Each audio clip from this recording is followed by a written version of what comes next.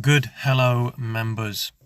Sorry for the lack of uploads recently. Things have been really hectic, but I am planning on making up for that by creating more content for you in a quicker succession. I wanted to really just sort of address a couple of things about reading the hands for others. There will be, in your journey of hand analysis, people that come to you and you'll find things very difficult and you'll make mistakes.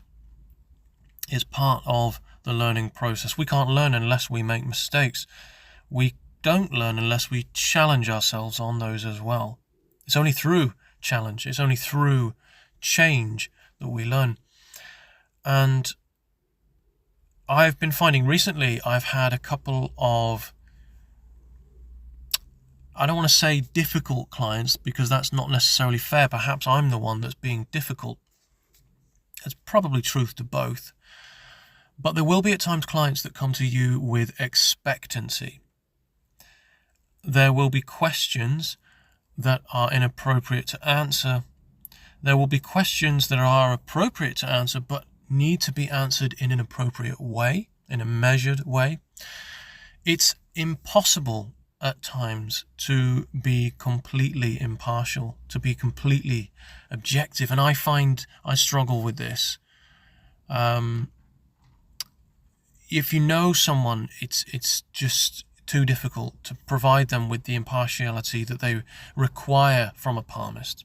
If you know someone and they wish to have a palm reading from you, what you know about them will cloud your judgment. You will interpret things incorrectly in the palms. I once read my friend's palm many years ago and I saw signs of betrayal in his palms, and I just refused to believe my initial interpretation, which was that he was the betrayer. And I chose to interpret differently. And that was because I was biased. It turned out that he wanted me to read his partner's palms afterwards, and I did, and I discovered there and then that he was in fact cheating on her and he was the betrayer, and then it all came out later on. It's partly the reason why we can't read our own hands, or at least we can't read them impartially. And that's because they're literally attached to us. There's no way, we're too close to the situation. There's no way that we could not be clouded by our own judgment, by our own preconceptions.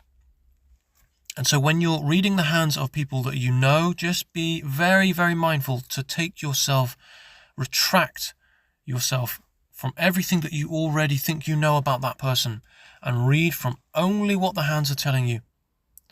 That's a very difficult thing to do. And so this is in this way, I find that by having people email you and tell you nothing or as little as possible, a date of birth and the hands alone, nothing can be more impartial than that as a palmist, and also validate your skills as a palmist and also help you grow as a palmist. Now, sometimes complex questions do require some follow-up questions. Sometimes you need to know a little bit more before you can answer concisely and with accuracy. Now, there will be certain clients that come to you with questions that begin with the word when, and I don't like that. Not so much when it comes to something like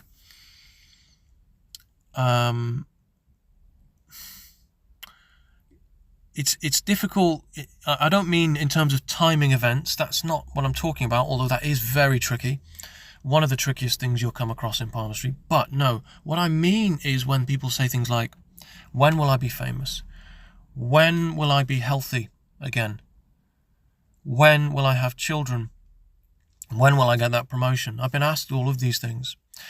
And it's very difficult to provide an answer because the truth is that they may never get what they want, and immediately the question implies that there's a level of expectancy, that they know it's going to happen in their minds. It's just a case of when. And in actual fact, you have to again be impartial and be very measured and remove yourself emotionally and just state the facts. And the facts are, the hands tell us a view of things to come, but that view of things to come changes all the time. So in terms of when, all we can say is, look, this is what the hands are saying right now, in a few years that might change. And if you can't see what they're looking for, so be it. It doesn't mean it's not going to happen. It doesn't mean that you're right even. It's just you can only say what you see. You can only work with what you've got. So when it comes to that question, just reiterate to them that they're not perhaps asking the right question.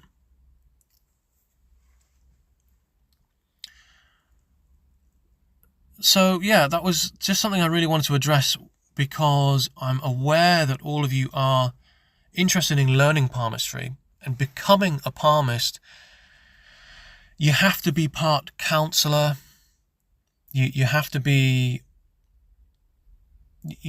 part fortune teller, as well as, you're a healing, guidance, mentor, life coach. You're all of these things kind of rolled into one. And it's a very difficult position to be in. And as palmists, you will all bring something to the table in your own way. Every palmist is very different. And you learn to roll with your strengths, as my mentor calls it, psychic amplification, where, I'm very logical. I'm a very logical palmist. However, over the past few years in particular, I've learned to cultivate my intuitive abilities. And whenever I feel something, I roll with it. I just go with it, and I feel it's very a natural kind of conclusion starts to develop, and there's a reason for that.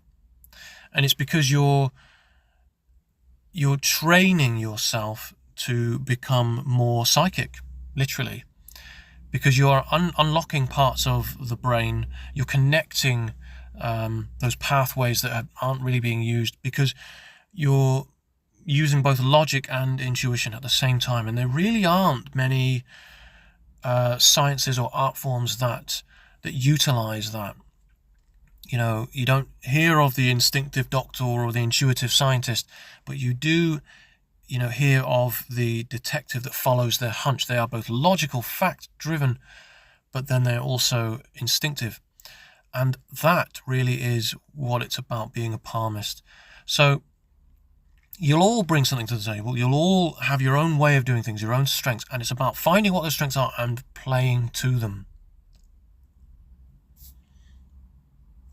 So that's really what I wanted to just sort of chat about, and I hope that makes sense. Let me know what your thoughts are. If you've been trying to read the hands of people you know, just as a way of practicing, that's great. It's a great place to start.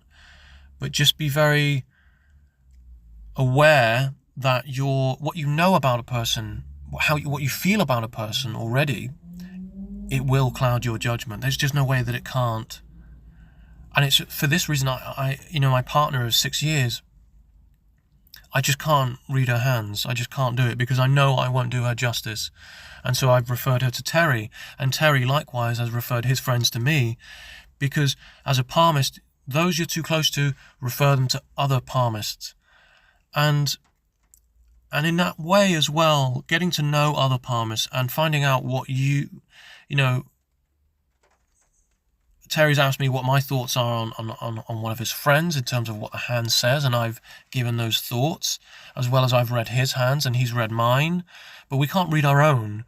And so in that way we grow as palmists, because we find out more about ourselves as well as palmistry in the process. So I just felt like a few of those things needed to be sort of dissected and explained. So let me know what your thoughts are, and thank you very much for watching and for your patience as well. And also to those of you that have joined recently, thank you very much for joining, and I do hope you will stay with me for this journey, and all of us, because pretty soon we're going to move out of the chirognomy, the study of the shape of the hands and the fingers, and move into the chirology aspect, the study of the palmar lines, and combining what we've learned with that information. We're going to start filtering through the more complex information through what we've learned about the